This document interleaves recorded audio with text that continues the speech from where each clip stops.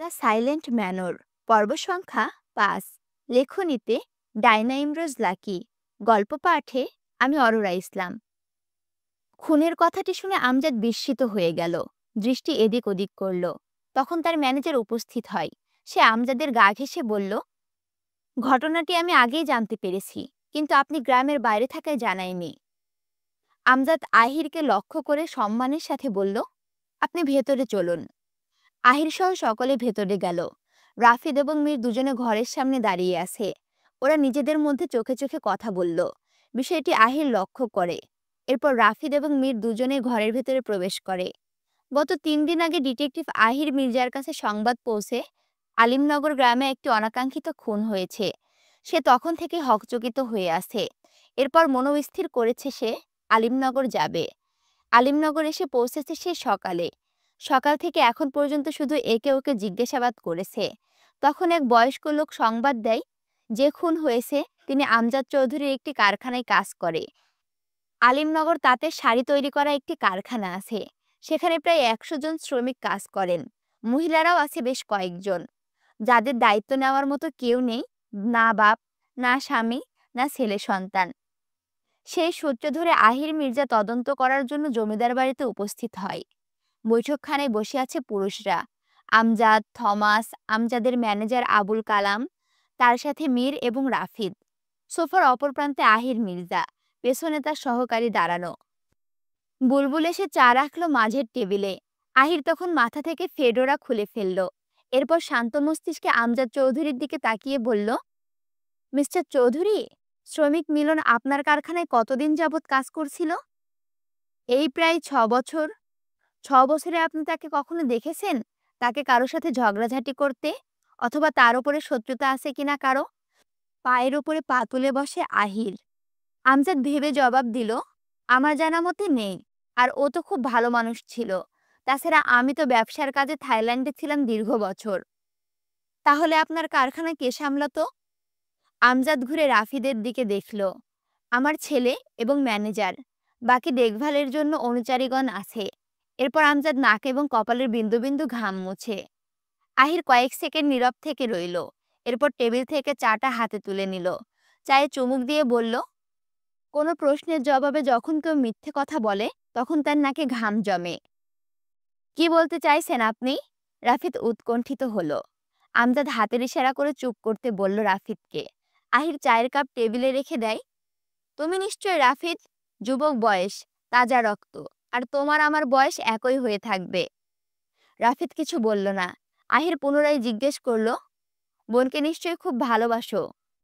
বিচক্ষণ প্রশ্ন আহিরের। রাফিদ একবার মীরের দিকে দেখে বলল, বোনকে তার ভাই ভালোবাসবে এটাই স্বাভাবিক, কিন্তু আমার যে বোন আছে সেটা আপনি কিভাবে জানলেন? আহির এবার হেসে উঠল সশব্দে। তার হাসি দেখে সবাই স্তম্ভিত হলো। জয়ন্তন দোতলার রেলিং ধরে দাঁড়িয়ে আছে। সে শুনেছে তাদের কথোপকথন। তার পাশে ঠিক কয়েক হাত দূরে মায়াও রেলিং ধরে দাঁড়িয়ে আছে। সেও শুনেছে ডিটেকটিভ আহিরের সাথে সবার কথোপকথন। জয়ন্তন ঘুরে মায়ের দিকে দেখল। মায়াও তার দিকে তাকিয়ে চোখে চোখ মেলালো। আহির হাসি থামায়। হাসলেন কেন? মীর প্রশ্ন করল। আমি এখানে এসেছি তদন্ত করার জন্য, কিন্তু তার মানে এই নয় যে আমি কিছু জানি না। আপনাদের সমস্ত তথ্য আমার কাছে আছে। থেমে গেল আহির। ততক্ষণে সকলে একে অপরের চাওয়াচাওয়ি করল। আহির আবার বলল, পূর্ব জমিদার বংশের অনেক ঘটনা শুনেছি। তা থেকে বুঝতে পারলাম জমিদার বংশের অনেক সংস্কার। সংস্কারের বাইরে গেলে এর পরিণতি ভালো হয় না। যাকগে, সেসব দিয়ে আমি কি করব? আচ্ছা রাফিদ, তোমার কি মনে হয় কে বা কারা শ্রমিক মিলনকে হত্যা করেছে? রাফিদ কিছুটা অপ্রতিভ হয়ে জবাব দিল, তা আমি কিভাবে জানবো? আর কারা এমন করতে পারে আমার তা ধারণার বাইরে, বলা মুশকিল। আহির একটু হেয়ালিপূর্ণভাবে বলল, মুশকিল প্রশ্ন, দূর এবং জবাব মেলাতেই তো আমি এসেছি। আমজাদ কিছু ভেবে বলল, আপনার তদন্ত করতে কতদিন সময় লাগবে? যতদিন না সত্যটা উন্মোচন করতে পারবো। সোজাসাপটা জবাব যেন আহিরের। আমজাদ বলল, যতদিন না আপনি আপনার তদন্ত উদ্ঘাটন না হয় ততদিন পর্যন্ত আপনি এখানে থাকবেন। আমজাদ থেমে বুলবুলকে লক্ষ্য করে বলল, বুলবুল, ওনাদের জিনিসপত্রগুলো অতিথি ঘরে দিয়ে আয়। এরপর আহিরের দিকে তাকিয়ে বলল, আরে কিছু জানার আছে? এই মুহূর্তে বিশ্রাম দরকার। যদি মস্তিষ্কে বেশি চাপ পড়ে তবে ধারণ ক্ষমতা লোপ পাবে। আমার সময় মতো যখন তখন জিজ্ঞেস করে নেব যা জানার বাকি আছে। এখন যাই। বলে উঠে দোতলার দিকে যেতেই থমকে দাঁড়াই। ঘুরে তাকালো মীরের দিকে। তাকে জিজ্ঞেস করলো, তুমি কে? আমি মীর জাফান শন। এখানে বেড়াতে এসেছি। আহির এবার চলে যায় অতিথি ঘরে, সাথে তার সহকারী। মীরকে প্রশ্ন করার বিষয়টি থমাসের ভালো লাগেনি। সে কোনোভাবেই চান না তার ছেলে বিনা কারণে হয়রানির শিকার হোক।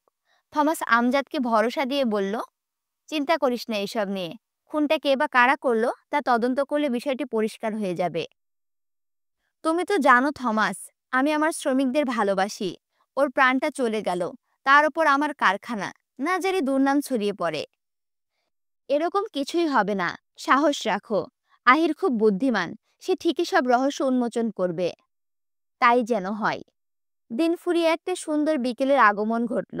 আকাশে তখন হালকা কমলা রঙের আভা, যেন সূর্য বিদায়ের আগে পৃথিবীকে শেষবার ছুঁয়ে দিতে চায়। চারিদিক জুড়ে মৃদু হাওয়া, পাতার মর্মর শব্দে মন ভরে যায়।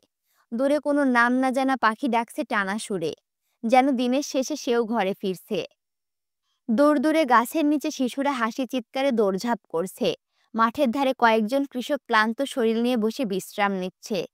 কারো হাতে চায়ের কাপ, কারো চোখে তৃপ্তি। পুকুরের জলে যেন সূর্যের শেষ আলো ঝলমল করছে। জলটাও যেন সোনায় মিশে গেছে। বাতাসে এক ধরনের শান্তি, মাটির গন্ধে এক অদ্ভুত প্রশান্তি। সব মিলিয়ে বিকেলটা এমন যেন মনে হয় পৃথিবী যেন একটু থেমে গেছে, শুধু নিঃশব্দে বলছে, আজকের দিনটা সত্যিই সুন্দর। কিন্তু মায়ের ফের বলতে ইচ্ছে করছে, না, দিনটা সুন্দর নয়, বরং নিজেকে বিষিয়ে তোলার মতো একটা দিন। মায়া বাড়ির বাগানে বসে আছে। সকালে হঠাৎ তার বিয়ের আলোচনা করেছে সকলে। সবার অভিব্যক্তি দেখে তখন বোঝা গিয়েছিল সবাই রাজি। আর মীর যেন একটু বেশিই খুশি। কিন্তু সে এখন বিয়ে করতে প্রস্তুত নয়। তার থেকেও বড় বিষয়, সে মীরকে ভালোবেসে ফেলেছে। কিন্তু এটা কাউকে বলতেই পারছে না। মীর বোধহয় তাকে ভালোবাসে না, সেটাও মায়া বুঝতে পারছে। সে বড্ড বিষণ্ণ হলো। একটা মৃদু বাতাস আসে, তার চুল উড়িয়ে দিল। দূর থেকে পায়ের শব্দ এলো, হয়তো তৃষা আসছে ডাকতে। কিন্তু মায়া উঠল না। বাগানের নিস্তব্ধতার ভেতরে সে নিজের সঙ্গে কথা বলছিল, নিজের ভবিষ্যতের সঙ্গে এক অদৃশ্য লড়াই করছিল। মায়ার পাশের চেয়ারে এসে বসে মীর। মীরের পরনে পাঞ্জাবি। সাদা পাঞ্জাবিতে মীরকে খুব সুদর্শন দেখায়, এটা বলেছে শালুক। তার উপরে একটা শাল পেঁচিয়ে রেখেছে। দিনের শেষ প্রহরে সত্য প্রবাহ ধীরে ধীরে বেড়ে যায়। মায়া মিষ্টি রঙের একটি থ্রি পিস পরেছে, গলায় পেঁচানো ওড়না, সুতি কাপড়ের থ্রি পিস। কোনো শীতের পোশাক নেই পরনে। মীর তখন নিজের গায়ে শালটা খুলে মায়ের পেছন থেকে জড়িয়ে দেয়। মায়া আকস্মিক অবাক হলো। এতক্ষণে তার পাশে মীর ছিল, সে খেয়ালই করেনি। মায়া মুখ ফিরিয়ে নিল। মীর আবিষ্ট কণ্ঠে বলল, বিয়ের কোণে রাগ করে আছে দেখছি। বিয়ের কোণেকে সবসময় হাসি খুশি থাকতে হয়। আমার বিয়ে নিয়ে আপনাকে ভাবতে হবে না। তা কি করে হয়? আমার তোমার বিয়ে নিয়ে অনেক শখ আছে। গ্রামের বিয়ে কখনো সচক্ষে দেখিনি, কিন্তু এখন আমার ঘনিষ্ঠ আত্মীয়র বিয়ে দেখব, অনেক আনন্দ হবে। কি বলো তুমি? মায়া মীরের দিকে তাকিয়ে বলল, সত্যিই খুব আনন্দ হবে। মীর মায়ের চোখের দিকে তাকায়, তার চোখে জল। মীর কিঞ্চিত অবাক হয়ে বলল, তুমি কাঁদছো কেন? তুমি কি বিয়েতে রাজি না? আর আমরা তো তোমার বিয়ে এখনই দিচ্ছি না। তোমার পছন্দের কেউ থাকলে বলতে পারো। বলো, আছে কি? মীরের এরূপ প্রশ্নে মায়া নিশ্চিত হলো মীরের মনে তার জন্য কোনো স্থান নেই। তৃষ্ণা ঠিকই বলেছে, বিদেশি ছেলে, ফিরে আবার বিদেশে চলে যাবে। হয়তো এর মনেও কোনো না কোনো বিদেশিনীর বসবাস। মায়া দৃষ্টি সরিয়ে ফেলল, বলল, অবশ্যই আমি বিয়েতে খুশি। বাবা যে ছেলে পছন্দ করবে আমি তাকেই বিয়ে করব। বলে বাগান থেকে ঘরের ভেতরে চলে যায়। মীর মায়ের যাওয়ার পানে দেখে বলল, মেয়েদের আর কিছু থাক আর না থাক, রাগ থাকবেই। আর এদের রাগের কখনো কখনো কোনো ব্যাখ্যা হয় না, ব্যাখ্যা থাকলেও বলতে চায় না। অদ্ভুত, খুবই অদ্ভুত। আসলে এই কথাটা কিন্তু আহির বলল, বুঝছো? মীরের কাছে উপস্থিত হয় আহির। মীর তাকালো আহিরের দিকে। আহির গাঢ় খয়েরি রঙের শার্ট পরা, সাথে অ্যাশ রঙের প্যান্ট। সে পুনরায় পায়চারি করতে করতে বলল, দুনিয়াটা বড়ই বিচিত্রময়। আমরা মানুষকে চিনতে পারি না, কখনো তাকে চিনেও না চেনার ভান করি। কখনো প্রিয় মানুষটির চোখের সামনে আমাদের ভালোবাসা পাওয়ার জন্য ছটফট করে, কিন্তু আমরা তাকে মূল্যায়ন করি না। আর যখন সেই মানুষটা আমাদের থেকে অনেক দূরে চলে যায়, তখন আমরা আর্তচিৎকার করি। কিন্তু মানুষটি আর ফিরে আসে না। মীর দাঁড়িয়ে বলল, এসব আমাকে শোনাচ্ছেন কেন? তুই আমাকে তুই বলে সম্বোধন কর। আমরা তো পাশাপাশি বয়সের। মীর মসৃণ হেসে বলল, হঠাৎ করে তুইটা আসবে না, তবে কোনো এক পরিস্থিতিতে চলে আসবে তুই ডাকটি। আমি সেই পরিস্থিতির জন্য অপেক্ষা করছি, বলে হাসে আহির। মীর ও আহির দুজনে বাড়ির চৌকাঠ পেরিয়ে সরু পথ ধরে হাঁটতে লাগলো। মীর একটি সিগারেট ধরালো। সিগারেট খেলে ক্ষতি হয়, আহির বলল। মীর সিগারেট ফুঁকে বলল, ক্ষতি হবে জেনেও জীবনে ঝুঁকি নেই আমরা, হয় শখের জন্য নয় সুখের জন্য। আহির গভীর শ্বাস ফেলে বলল, শেষমেশ শখও পূর্ণ হয় না, সুখেরও দেখা মেলে না, কিন্তু হৃদয় দিব্যি পুড়ে যায়। প্রতিদিন সিগারেট খাও? না, মাঝে মধ্যে। মীর সিগারেট ফেলে দেয়। আহিরের দিকে তাকিয়ে নীরব বিভ্রান্তি নিয়ে বলল, আপনি সত্যিই ডিটেকটিভ তো? আহির ঘুরিয়ে প্রশ্ন করে, তুমি সত্যিকারের ডিটেকটিভ নও তো? মীর হেসে উঠল, সাথে আহিরও। আহির থেমে বলে, তুমি যেভাবে জিজ্ঞেস করলে আমার এটাই মনে হলো। শালুক নিজের ঘরে বসে আছেন। আমজাদ ইজি চেয়ারে বসে আছে। বিষণ্ণতায় ছোঁয়া তার মুখ। শালুক তার পেছনে গিয়ে দাঁড়ালো। মাথার কাপড় টেনে বেশ নতনাজো হয়ে বলল, আপনার কারখানায় অনাকাঙ্ক্ষিতভাবে একজন খুন হয়েছে। এটা নিয়ে আপনি চিন্তিত, আমি বুঝতে পারছি। এতটুকু বলে থামে শালুক। আমজাদ নিরুত্তর। শালুক আমজাদের সম্মুখীন হয়ে পুনরায় বলল, শুনেছি সকালে মা মায়ার বিয়ের কথা বলছিল। আপনি এখনই ওর বিয়ে দিতে চাচ্ছেন? হ্যাঁ, চারিদিকে যা হচ্ছে তাতে বিয়েটা এখনই সেরে ফেলা ভালো। ও বরাবরই চঞ্চল। সুপাত্রের হাতে তুলে দিয়ে দূরে পাঠিয়ে দিলে একটু শান্তি পাবো, এই ভেবেই যে কোনো হয়রানি আতঙ্ক ওকে আর ছুঁতে পারবে না।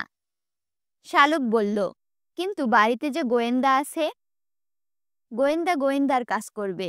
এমন সময় একজন গোয়েন্দা বাড়িতে থাকা খুবই ভালো। আর মিলনের খুনের রহস্যটাও বের হবে। আচ্ছা, আপনার কি মনে হয় ওকে কে মারতে পারে, আর কি কারণে? বুঝতে পারছি না। ও তো শান্তশিষ্ট ছিল, তবে এরকম কে করলো জানি না। হবে হয়তো কোনো কারণ, কারণ ছাড়া তো কিছুই হয় না। শালুক নিশ্চুপ থেকে বলল, আমি যাই, সন্ধ্যা হয়েছে, অতিথিদের জন্য কিছু তৈরি করতে হবে। বলে যেতে আমজাদ ছুরিলা কণ্ঠে ডাকলো শালুককে, গিন্নি, একখানা কথা হই না যাও। শালুক হঠাৎ থ হয়ে দাঁড়িয়ে পড়ল। লজ্জায় পড়ল যেন সে। আমজাদ বসা থেকে উঠে দাঁড়ালো। শালুকের দিকে এগিয়ে তাকে নিজের দিকে ঘুরিয়ে নিল। কি করছেন আপনি? এই বয়সে এসে আপনার রসিকতা যায়নি? আমজাদ মৃদু হাসল। শোনো গিন্নি, নিজের স্ত্রীর সাথে এরকম নিস্তব্ধ সন্ধ্যায় যদি একটু ভাব করা যায়, তবে এটা কিন্তু সুন্নতের কাতারে পড়বে, প্রথমত। দ্বিতীয়ত, নিজের স্ত্রীকে বুকে টেনে নিলে হৃদস্পন্দন বেড়ে যায়, ফলে রক্ত সঞ্চালন বেড়ে যায়, মন সতেজ থাকে। আসো দেখি, বুকে আসো। শালুক আমজাদকে দূরে সরিয়ে দিয়ে বলল, আপনার বয়স হয়েছে সংখ্যায়, মনের বয়স এখনো ৩০। আমি যাই, কাজ আছে, বলে শালুক ঘরের বাইরে বের হয়। আমজাদ তখন বলল, গিন্নি, দূরে ঠেলে দিলে। তুমি জানো না তুমি কতটা ভালোবাসি। তুমি যদি আমার হৃদয়টা চাইতে, আমি বিনা দ্বিধায় দিয়ে দিতাম, টাকার বিনিময়ে নয়, শুধু একটু ভালোবাসার বিনিময়ে। শালুক মুখে কাপড় দিয়ে চাপা স্বরে হেসে চলে যায়। অন্যদিকে আমজাদ হাসল। আমজাদ বরাবরই জ্ঞানী একজন মানুষ। তিনি কখনোই চান না তার জন্য কেউ কষ্ট পাক, চিন্তা করুক। কেউ না কেউ আমাদের জন্য অপেক্ষা করে, তার সাথে একটু ভালোভাবে হেসে খেলে কথা বলবে, এটা অনেকেই চাই। তার মধ্যে একটু বেশিই যেন চায় নিজের স্ত্রী। একজন বিবাহিত নারী যদি নিজের স্বামীর কাছে অভাব অনুভব করে, তবে গোটা দুনিয়াটাই তার কাছে শূন্য মনে হবে। একজন বিশ্বস্ত জীবনসঙ্গী পাওয়া ভাগ্যের ব্যাপার, সবাই পায় না, কখনো কেউ পেয়েও হারিয়ে ফেলে। তখন আমজাদের গোমরা মুখ দেখে রীতিমতো শালুকও চুপসে যায়। যা বুঝতে পারে আমজাদ, তার ভালো লাগেনি শালুকের গোমরা মুখ।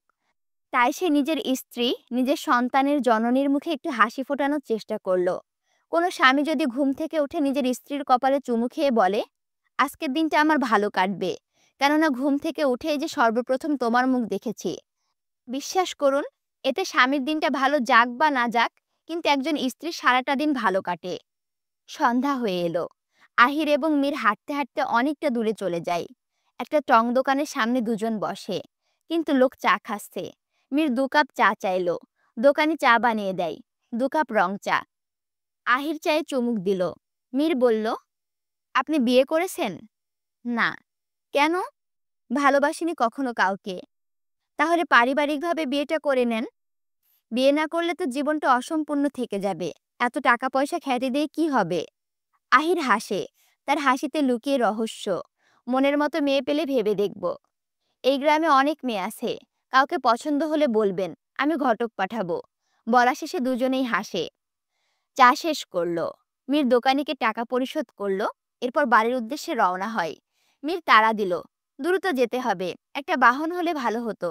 বলে আশেপাশে তাকালো মীর। কোথায় যাবে? আমি আর রাফিদ একটু বের হব, দরকারি কাজে। আপনাকে পরে বলবো। এরপর একটি ঘোড়ার গাড়ি চোখে পড়ে। জমিদার বাড়ির রাস্তার দিকেই যাচ্ছে। মীর দাঁড় করিয়ে দেয়। সারথি বলল, এখানে সারথি বলতে মানে যে ঘোড়ার গাড়িটা চালাচ্ছে তার কথা বলা হচ্ছে।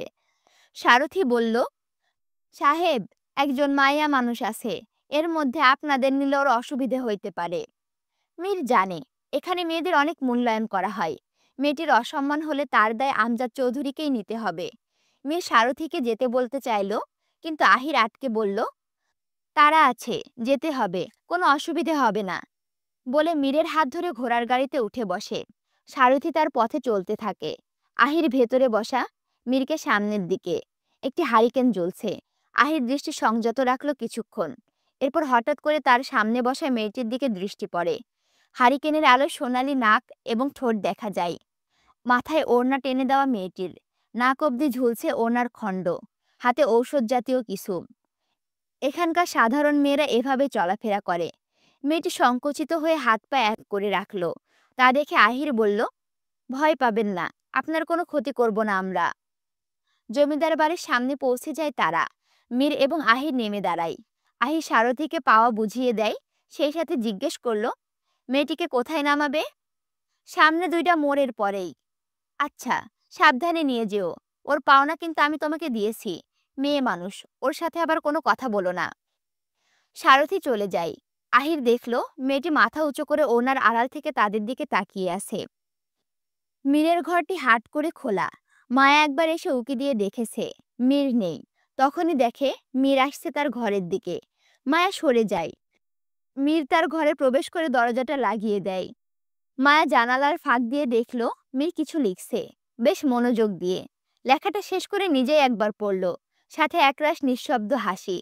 নিশ্চয়ই চিরকুট। মায়ের কাছে তখন শেফালি উপস্থিত হয়। মায়া ইশারায় শেফালিকে চুপ থাকতে বলে। মীর চিরকুটটা পাঞ্জাবির পকেটে রাখল। এরপর ঘর থেকে বের হয়ে রাফেদের ঘরের দিকে হাঁটতে লাগলো। মায়া ও শেফালি আড়ালে লুকিয়ে পড়ে। এরপর দুজনে মীরকে অনুসরণ করে। মীর রাফিদের ঘরে চলে গেল। রাফিদ ঘরে বসে কিছু কাগজপত্র নিয়ে ঘাটাঘাটি করছিল। মীর তার ঘরে প্রবেশ করে। দরজা পুরোপুরি লাগায়নি, হাট করে খোলা। মায়া সাহস করে রাফিদের ঘরে ঢুকতে পারল না। কিন্তু মীর কি লিখেছে এটা তাকে জানতে হবে। কিন্তু কিভাবে? মায়ের মাথায় তখন চট করে বুদ্ধি চলে আসলো। শেফালি। শেফালিকে মায়া বলল, তুই ভাইয়ার ঘরে যা। ঘর মোছার কথা বলে ঘর মুছতে শুরু করবি, আর তারা কি বলে শুনবি। শেফালি বলল, যদি ভাইয়াই বুঝতে পায় আমারে কিছু কয়, বললে শুনবি। বলে মায়া শেফালিকে ধাক্কা দিয়ে রাফিদের ঘরে পাঠিয়ে দেয়। রাফিদ এবং মীরের মাঝে হঠাৎ শেফালি উপস্থিত হওয়ায় তারা কিছুটা স্তম্ভিত হয়। রাফিদ কিছু বলার আগে শেফালি হাসতে হাসতে বলল, দাদা বাবু, ছোট মালকিনে কইছে আপনার ঘরে নাকি ময়লা পড়ছে, তাই আমারে মুছতে পাঠাইছে। বলা শেষ করে নিচে নিচে বসে নিজের ওড়না দিয়ে ঘর মোছা শুরু করে। রাফিদ কিছু বলতে চাইলে মীর বাধা দিয়ে বলল, বারান্দায় চল। রাফিদকে নিয়ে মীর বলল, আমি মোহিনীর জন্য একটা চিঠি লিখেছি, চল দিয়ে আসি। কিন্তু রাফিদ নাকচ করলো। মীর তখন বেশ জোরাজোরি করলো রাফিদকে। এরপর রাফিদ মোহিনীদের বাড়ির উদ্দেশ্যে যেতে রাজি হয়। ব্যর্থ শেফালি। তারা কথা বলার জন্য বারান্দায় চলে গেলে শেফালি ঠিক করে কিছু শুনতে পায়নি কি বলেছে তারা। শুধু দেখেছে মীর রাফিদকে জোরাজোরি করছেন। এরপর রাফিদ ও মীর ঘর থেকে বেরিয়ে যায়। শেফালি মায়ের কাছে উপস্থিত হয়। মায়া বেশ উদ্বিগ্ন হয়ে বলল, কি বলছে তারা? আমি যাওয়াতে ওনারা বারান্দায় চলে গেছে কথা কইতে। আমি ঠিক মতো কিছু শুনতেই পারি নাই। তবে এইটা বুঝতে পারছি, ওই মীর বাবু রাফিদ বাবুরা অনেক জোরাজুরি করছে। মায়া এমন কথা শুনে বলল, চল আজ ওদের পিছু নেব, দেখবো ওরা কোথায় যায়। কিন্তু বাড়ির কেউ যদি টের পায়? কেউ কিছু বুঝতে পারবে না, চল। ঘরের বাইরে গাড়ি রাখা। আজ আর অশ্ব নিয়ে তারা বের হয়নি, গাড়ি নিয়ে বের হলো। মেয়ে ড্রাইভিং সিটে, রাফিদ পাশে। তারা বাড়ির চৌকাঠ পেরিয়ে চলে যায়। তাদের পিছু নেয় মায়া ও শেফালি। তারা অশ্ব নিয়ে বের হয়। শেফালি প্রথমবার অশ্বের পিঠে চেপেছে, খুব ভয় পায় সে, কিন্তু মায়া খুব জোর করলো। এরপর তারা চলে যায় বাড়ির চৌকাঠ পেরিয়ে। বিষয়টি লক্ষ্য করে আহির মির্জা। বাড়ির সামনে বসা ছিল সে, সিগারেট টানছিল। যতটা দ্রুত সম্ভব মিলনের কেসটি সমাধান করতে হবে, এরপর শহরে ফিরতে হবে তার। কিন্তু কেসটি তার কাছে একটু জটিল মনে হলো অন্যান্য কেসের তুলনায়। মিলনের হত্যাকাণ্ডের বিষয়টি ঘিরে এখন পর্যন্ত সে জমিদার বাড়ির লোকদেরই সন্দেহ করছে, কিন্তু কতটুকু তার সন্দেহ সঠিক তা যে জানতে হবে। সিগারেট ফেলে দেয়, এরপর তার গাড়ি নিয়ে বের হয় রাফিদ এবং মীরকে অনুসরণ করার জন্য। তখন মীর বলছে একটা দরকারি কাজ আছে, কিন্তু কি জিজ্ঞেস করলে উত্তর মেলেনি। আহিরের সন্দেহ হয় আব্দুল মোতালেব হোসেন আজ বাড়িতে নেই। আচ্ছা, এখানে বলে রাখি, আব্দুল মোতালেব হোসেন হচ্ছে মোহিনীর বাবা। আব্দুল মোতালেব হোসেন আজ বাড়িতে নেই, শহরে গেছেন কাজের জন্য। যাওয়ার আগে বারবার মোহিনীকে বলে গেছেন, যতদিন আমি না ফিরব ততদিন ঘরের বাইরে বের হবে না, কুঠুরি পর্যন্ত যাবে না। এখন ঘরে শুধু মোহিনীর মা। মোহিনী কথা শোনেনি তার বাবার। তার কাছে মেয়েরা নাচ শিখতে এসেছে, সে তালে তাল মিলিয়ে ওদের নাচ শিখাচ্ছে। চারপাশে মোমবাতি জ্বালিয়ে রাখা, সেই আলো ধরে ওরা নাচছে। ঘুঙুরের শব্দ ভেসে আসছে মীর এর কানে। ছোট্ট কুঠিরির পাশে কিছু ফল ও ফুলের গাছ। আব্দুল মোতালেব নিজের হাতে বাগানটি করেছেন। তিনি সব সময় বলতেন, বৃক্ষের মতো আপন কেউ হয় না। বৃক্ষ আমাদের ফল দেয়, ছায়া দেয়, অক্সিজেন দেয়। বাগানের ভেতরে দাঁড়িয়ে আছে মীর ও রাফিদ। রাফিদ এখনো বারবার বলছে চিঠিটা ওকে দিস না, কিন্তু মীর শুনছে না। সে উক্ত সময়ের অপেক্ষা করছে কখন দিবে। তাদের থেকে কয়েক হাত দূরে মায়া ও শেফালি। আহিরও তাদের লক্ষ্য করছে। বেশ কিছুক্ষণ অপেক্ষা করার পর কুঠুরির মেয়েদের নাচ শেষ হয়। মীর তখন কোনো দিকে না তাকিয়ে সোজা কুঠুরির ভেতরে প্রবেশ করে। মোহিনী হাঁটু ভাঁজ করে বসে পা থেকে ঘুঙুর খুলছিল। তখনই তার সামনে একজোড়া পা উপস্থিত হয়, বাদামি রঙের চামড়া স্লিপার জুতো পায়ে। মোহিনী কিছুটা আকস্মিক হকচকিয়ে গেল, এরপর ধীরে ধীরে বসা ছেড়ে উঠে দাঁড়ালো। মীরকে দেখে। অন্যদিকে রাফিদ চারপাশ দেখছিল, কেউ দেখে ফেললো বলে। যদি এরকম ঘটনা কেউ জেনে যায় তবে নির্ঘাত বড় ধরনের ঝামেলা হবে, জমিদার বাড়ির ছেলেদের দুর্নাম হবে। বেশ উসখুস হলো রাফিদ। তার পেছনে মায়া পাতার আড়ালে থেকে মীরকে লক্ষ্য করছে। মোহিনী ভয়ে ভয়ে বলল, আপনি কে? আর এই রাতে আমাদের কুঠুরিতে কেন? গ্রামের কেউ দেখে ফেললে মহা বিপদে পড়তে হবে, চলে যান। মীর বলল, থাকতে আসিনি, চলে যেতে এসেছি। শুধু তোমাকে একটা জিনিস দিতে এসেছি, বলে পাঞ্জাবের পকেট থেকে চিঠিটা মোহিনীর দিকে এগিয়ে দিয়ে বলল, আমি জবাবের অপেক্ষা করব। তুমি ভেবেচিন্তে তোমার মতামত জানিও। আজ রাতটা তোমার সময়। যদি তোমার উত্তর সহনীয় হয় তবে আগামীকাল সন্ধ্যায় দিঘির পাড়ে এসো। মোহিনী এবার ঢোক গিলল, সতর্কতার সাথে এদিক ওদিক তাকালো, এরপর চিঠিটা হাত থেকে নিল। মীর মৃদু হেসে চলে যায়। মোহিনীর থেকে নাচ শিখতে আসে একজন মেয়ে বলল, তোমার রাস কপাল, জমিদার বাড়ির ছেলের বউ হবে, এই সুযোগ হাতছাড়া কইরো না। পরদিন সকালবেলা চারদিক জুড়ে নিস্তব্ধতা, কুয়াশার এক অদ্ভুত শীতল হাওয়া। আলিমনগর এই গ্রামের নামের মধ্যে যেন লুকিয়ে আছে কোনো পুরনো রহস্যের ছায়া। আহিরের ধারণা, কয়েকদিন আগে এখানে ঘটেছিল এক অমানবিক হত্যাকাণ্ড। মৃত ব্যক্তির নাম মিলন, নম্র শান্ত স্বভাবের মানুষ। গ্রামের কেউ তার সম্পর্কে খারাপ কিছু বলেনি কখনো। তাহলে মারল কে? আহির বিমোহিত। কিন্তু 5 দিন আগে সকালে মিলনের নিথর দেহ পাওয়া গেল কারখানার পেছনের গুদামে। চারপাশে ছড়িয়ে থাকা তুলোর গুঁড়া, ভাঙা টেবিল আর রক্তের ছোপে ঢাকা মেঝে যেন চিৎকার করে কিছু বলতে চাইছিল। কারখানার ম্যানেজার আমজাদ চৌধুরীর ঘনিষ্ঠ আব্দুল কালাম, সে পুলিশকে জানিয়ে প্রথমেই নিজের নির্দোষিতা দাবি করেন। আমি কিছুই জানি না ডিটেকটিভ সাহেব, শান্ত কণ্ঠে বলেছিল সে। ও ছেলেটি সবার প্রিয় ছিল, আমারও। আবুল কালাম প্রথম দিনে আহির মির্জার সাথে কথা বলে। আমজাদ চৌধুরী শুধু শান্ত থেকে জবাব দিয়েছিল গতকাল, কিন্তু ডিটেকটিভ আহির মির্জা জানে, যখন কেউ অতিরিক্ত শান্তভাবে কথা বলে তখন তার ভিতরে লুকিয়ে থাকে কিছু না কিছু। আজ সকালে আহির মির্জা বেরিয়েছেন গ্রামের লোকজনের সঙ্গে কথা বলতে। পশ্চিম পাড়া, মিলনের ঘর, চায়ের দোকানে সবখানে যাচ্ছেন সে। প্রত্যেকের চোখে তিনি খুঁজেছেন ভয়, দ্বিধা কিংবা সত্যের ঝিলিক। আহির তার গাড়ি নিয়ে কাপড়ের কারখানার কাছে একটা চায়ের দোকানে উপস্থিত হয়। গাড়ি থেকে নেমে চারিদিকে তাকালো। তার সাথে সহকারী চায়ের দোকানে এসে চা চাইলো। দোকানি এক বৃদ্ধ চা বানিয়ে দিল দোকানি। আহির হাতে নিল। এরপর দোকানিকে জিজ্ঞেস করলো, আচ্ছা চাচা, জমিদারের কাপড়ের কারখানায় শ্রমিক মিলন যে খুন হলো, এই ব্যাপারে আপনি কিছু বলতে পারবেন? দোকানদার ধীরে বলল, বাবু, মিলন ভালো মানুষ ছিল, কিন্তু শেষ কদিন আগে কই যাইতো কেডা জানে। চুপচাপ ছিল যেন কায়দা কিছু ভাবতো। আর কইতো, চাচা, যদি আমি মইরা টইরা যাই তবে দাবি রাইখো না। আগেই যেন মৃত্যুর সংবাদ পাইছিল। দোকানি দুঃখ প্রকাশ করে। আহির মির্জা চুপ করে থাকলো। তার চোখ স্থির। দূরে কোথাও যেন তিনি একটা সূত্র দেখতে পাচ্ছেন। সম্ভবত এই গ্রামের নিস্তব্ধতার ভেতরেই লুকিয়ে আছে সেই উত্তর। কে বা কারা চেয়েছিল মিলনের খুন? কি কারণ হতে পারে? ও আগেই কেন মৃত্যুর কথা বলেছিল? আহিরের ভাবনা ভাঙানোর জন্য তার সহকারী বলল, স্যার, গতকাল রাতে আপনি মীর রাফিদকে সন্দেহ করে তাদের পিছু নিয়েছিলেন, কিছু পেয়েছিলেন? আহির চায়ের কাপ রেখে বলল, মেয়ে লিকেস, ওসব নিয়ে ভাবার সময় নেই। আজ সূর্য ওঠেনি। কুয়াশায় ঘেরা চারপাশ। গতকাল রাতে গুরুত্বপূর্ণ কাজ করেছিল যেন মীর। চিঠি সঠিক জায়গায় পৌঁছানোর কাজ। রাতে সময় মতো ঘুমাতে পারেনি। এখন বেঘরে ঘুমাচ্ছে। রাফিদ সকাল সকাল উঠে আমজাদ এবং থমাসের সাথে মিলনদের বাড়ি গিয়েছে। মীরকে ডেকেছিল, যায়নি। তখন তাকে ডাকতে হাজির হয় বুলবুল। বুলবুল পরপর কয়েকবার ডাকার পর মীরের ঘুম ভাঙে। জ্বালাচ্ছিস কেন? যা এখান থেকে। আপনি পরে ঘুমান, ওদিকে অঘটন ঘটে গেছে। বলতেই মীর লাফিয়ে উঠে বসল। কি হয়েছে? তখন বুলবুল হেসে মীরের পা টেপা শুরু করে এবং বলল, এটা না বললে তো আপনি ঘুম থেকে উঠতেন না। তুই আমার পেছনে কেন পড়ে আসিস? মীর হামি তুলল। আমি আপনার পেছনে পড়ি নাই তো। আমার মালকিন বলছে সব সময় খেয়াল রাখতে সবার, তাই খেয়াল রাখছি।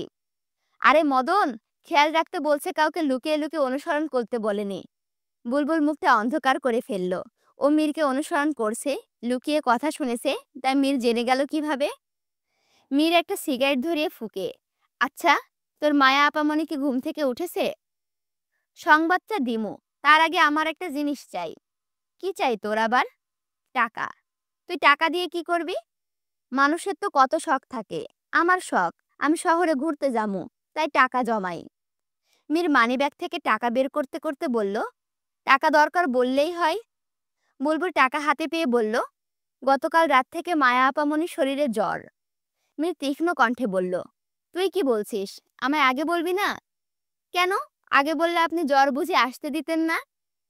বুলবুলের বোকার মতো কথা শুনে মীর বিড়বিড় করে বলল, গাধা একটা। বলেই দ্রুত মায়ের ঘরের দিকে ছুটে যায় মীর। মায়া শয্যাশায়ী, গায়ে কম্বল জড়ানো। শেফালি পাশে বসে আছে। শালুক এবং জয়ন্তন পাশেই বসা। শালুক তার মাথায় জ্বর কমানোর জন্য ঠান্ডা পট্টি দিচ্ছে। পাশের টেবিলে গরম দুধ রাখা। মীর ঘরের ভেতরে প্রবেশ করে। মীরকে দেখে শেফালি বসা ছেড়ে উঠে দাঁড়িয়ে যায়। জয়ন্তন ভুরু কুঞ্চিত করে তাকালো। শালুক মীরকে দেখে বলল, দেখ, হঠাৎ করে মেয়েটা জ্বর বাঁধিয়েছে।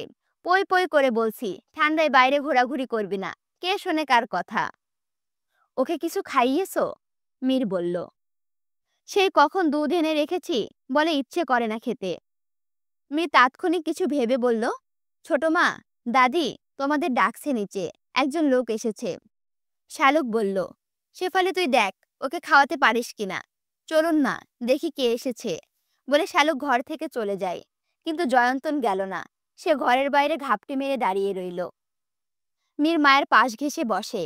মায়া অন্যদিকে মুখ ঘুরিয়ে নেয়। মীর বলল, উঠে বসো। আমি উঠতে পারবো না, শরীর ব্যথা। তখন মীর শেফালিকে লক্ষ্য করে বলল, এই, ওকে উঠিয়ে বসা। আপনার কথা আমি শুনতে বাধ্য নাকি? মায়ের প্রশ্ন। কথা কম বল। পুনরায় শেফালিকে বলল, তোকে কি বলছি, কানে যায়নি? শেফালি তখন মায়াকে উঠিয়ে বসাই। এরপর মীর দুধের গ্লাসটা মায়ের দিকে এগিয়ে দিল। মায়া নাকচ করল। মীর শান্তভাবে খেতে বলল। মায়া এবারও মুখ ঘুরিয়ে নেয়। কেন মীরের কথা শুনবে? গতকাল মীর মাস্টারের মেয়েকে প্রেমপত্র দিয়েছে, যা মায়া স্বচক্ষে দেখেছে। এরপর আর মীরের সাথে কথা বলার ইচ্ছে নেই তার। মায়া দুধ খেতে চাইল না বলে মীর জোর করে খাইয়ে দিল। শেফালি তখন বলল, এভাবে চাইপা ধইরেন না, অসুস্থ আপাই। চুপ, ছোকরি। জয়ন্তন ঘরের বাইরে থেকে এতক্ষণ সমস্ত কিছু দেখল। এরপর সে স্থান ত্যাগ করল। এই যে মিস্টার, মিসেস অ্যান্ড মিসেসরা, আপনাদের কাছে গল্পটা কেমন লাগছে? আমার কাছে মোটামুটি ভালোই লাগছে। তবে কিন্তু গল্পের এখনো আসল কাহিনী খুঁজে পাইলাম না। যাই হোক, আসল কাহিনী খুঁজতে হবে, আগাইতে হবে, বাঁশিয়ালার প্রেমে পড়তে হবে, তাই না? কে কোথা থেকে ভিডিও দেখছো কমেন্ট করে জানাও। লাইক, কমেন্ট, শেয়ার করো বেশি, বেশি করে এবং সাবস্ক্রাইব করে আমার সাথে থাকো। আল্লাহ হাফেজ।